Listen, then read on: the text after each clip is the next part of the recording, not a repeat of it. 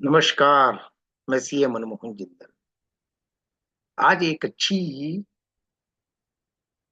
Tips on the public speaking मिली, तो मैंने सोचा for the benefit of all and आप सबके फायदे के लिए आपके साथ शेयर। तो एक अच्छा पब्लिक स्पीकर कैसे बने, इसके ऊपर कुछ टिप्स मिले जो मैं आपके साथ शेयर करना चाहता हूं। तो हमारी मानवीय इच्छा हमेशा रहती है कि हम सब चाहते हैं कि हमारी बोलने पर प्रोफिशिएंसी हो और हम सब एक अच्छे वक्ता बने, पब्लिक स्पीकर बने और सब हमारी बात को वेट करें। सो इसके लिए हमें कुछ तैयारी करनी पड़ती है, कुछ काम करने पड़ते हैं, कुछ हिम्मत रखनी पड़ती है और कुछ मोटिवेशन लेना पड़ता है। तो टिप्स हैं कि सबसे पहले मन में ठान लो कि एक टॉप क्लास पब्लिक स्पीकर बनना ही है, चाहे कुछ भी हो। सो जहां चाहा वहां रहा। सो डर के आगे जीत है और जिसने जिद पकड़ ली वो जीतता ही जीतता है। पब्लिक के सामने बोलने का कोई भी मौका मत छोड़ो, बल्कि मौके पैदा करो और ऐसी बात बोलो जो सुनने वाले के मन को छू जाए। हमारे शास्त्रों में कहा भी है, पुरानी कहावत है कि गुड़ ना दे पर गुड़ जैसी बात करे। मीठी बात का बड़ा इम्पैक्ट होता है, दूसरे के भले के और जो सोचता है उसकी बात का अफेक्ट आता है। बोलने से पहले जरूरी है कि आपके पास कोई एक ऐसा टॉपिक होना चाहिए जो दूसरे की इंटरेस्ट में भागीदार हो। तो इसके लिए आपको रीड करना पड़ेगा, सर्च करना पड़ेगा और ग्रेस्प करना पड़ेगा। सो किसी भी एक टॉपिक पर महारत हासिल करो और वह टॉपिक सबके इंटरेस्ट का होना चाहिए, बोर टॉपिक नहीं होना चाहिए। मन में अच्छे विचार रखो, पॉजिटिव थॉट्स रखो, सबके फायदा का सोचो। कोई भी आदमी आप में तब इंटरेस्ट लेगा जब आप उसके फायदे की बात सोचते हैं। यदि आप अपने फायदे की बात करते हैं तो वो आपको स्वार्थी समझेगा और कन्नी काट लेगा। सो जो हम सोचते हैं वह हमारी बातों में और व्यवहार में भी झलक जाता है। यदि हमारे पॉजिटिव थॉट्स हैं तो पॉजिटिव विचार आएंगे, नेगेटिव थॉट्स हैं तो नेगेटिविटी ही कार्यान्वित होगी। सेंस ऑफ ह्यूमर को मजबूत करो। कभी भी किसी भी समय किसी को हंसाने की चाह होनी चाहिए, फिर युक्तियां अपने आप आ जाती।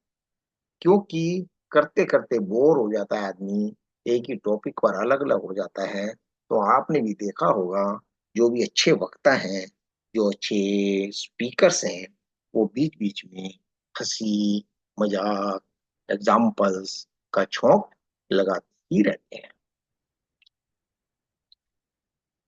तो पब्लिक के सामने बोलते समय आराम से बोलो, जल्दबाजी मत करो। आपने देखा होगा, हमारे माननीय प्रधानमंत्री अटल जी कितने अच्छे वक्ता थे और कैसे बढ़िया पॉज का इस्तेमाल करते थे। तो बीच में आप पॉज करें, पब्लिक में देखें क्या रिएक्शंस आ रहा है, उसका थोड़ा ऑब्जर्वेशन करें। बोर हो रहा है तो हंसी मजाक करें और टॉपिक को इंटरेस्टिंग बनाएं। सो इसके लिए आपको तैयारी करनी पड़ेगी, पूरा समय देना पड़ेगा। अगर तैयारी पूरी हो गई तो कॉन्फिडेंस आ जाएगा और confidence is equal to preparation. A confident man can do a lot of things. So आपकी अच्छी पर्सनैलिटी है या नहीं है, इससे कोई फर्क नहीं पड़ता। आपने देखा होगा कितने ही स्पीकर ऐसे हैं जो जादुई इफेक्ट डालते हैं, पर बहुत अच्छी पर्सनैलिटी होना ना होना जरूरी नहीं है। हाँ, जैसे बोलते बोलते वो खुद ही एक अच्छी पर्सनैलिटी के मालिक बन जाते। सो विनम्रता अपनाओ, सभी को धन्यवाद दो। विनम्रता अपने आप में ही एक बहुत बड़ा गुण है जो हम सभी को उनके हृदय के पास रखता है, स्नेह देता है, प्रेम देता है, रिस्पेक्ट देता है। सो अपनी परफॉर्मेंस को रिव्यू करना जरूरी है। मित्रों से फीडबैक लें, अपने जानकारों से फीडबैक लें, और यदि परफॉर्मेंस कुछ कमजोर हो गई है तो दुगनी ताकत से मेहनत करें। बीच बीच में किसी की नकल ना करें, स्टाइल ना बनाएं। स्टाइल तो अपने आप ही पैदा हो जाता है।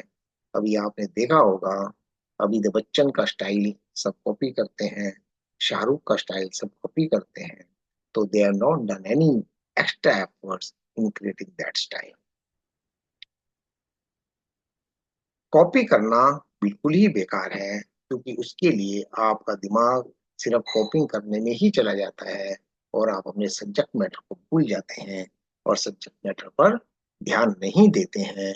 इसलिए नेचुरल रहिए, ओरिजिनल रहिए, हिम्मत ना हारें, धैर्य रखें, कमिटमेंट के साथ अपनी मेहनत जारी रखें, तो सफलता मिलेगी ही मिलेगी। और practice for the perfection, but don't be A perfectionist. कोई भी आदमी 100% परफेक्ट नहीं होता है। सो बेस्ट ऑफ लक, धन्यवाद, नमस्कार।